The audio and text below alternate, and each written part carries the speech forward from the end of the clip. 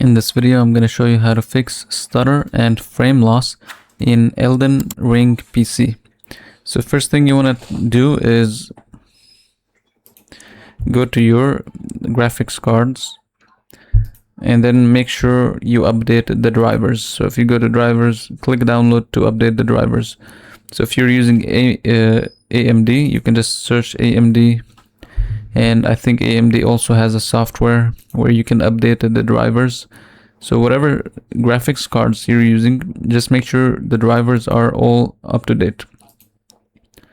And then you can also update the driver by going to device manager and then display adapters, and here you'll be able to do the same way.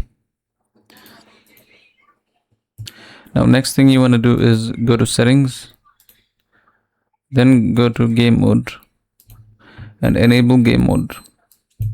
Next, go to graphics, enable this option, and then enable this option. And here you should be able to find Elden Ring. If you don't see it here, then what you'll do is go and browse for it and then find the game folder for Elden Ring, the installation folder for Elden Ring. Then you want to select the exe folder for the game, then click add to add it, and it will look something like this, and you will have the option, and what you'll do is just select high performance. So this will allow the graphics card to just use the game at the highest performance.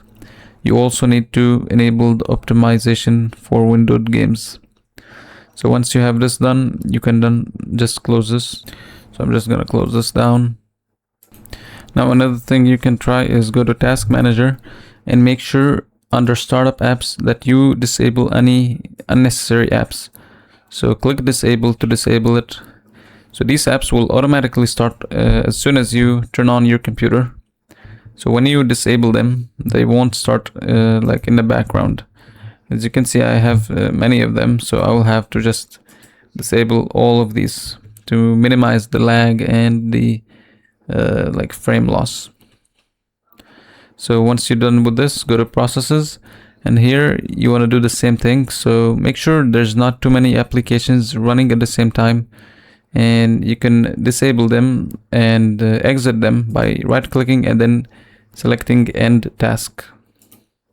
Right click and then end task.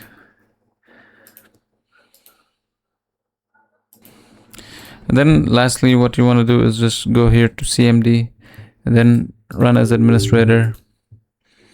And over here, I recommend some few commands that can help you if you're having issues with your internet.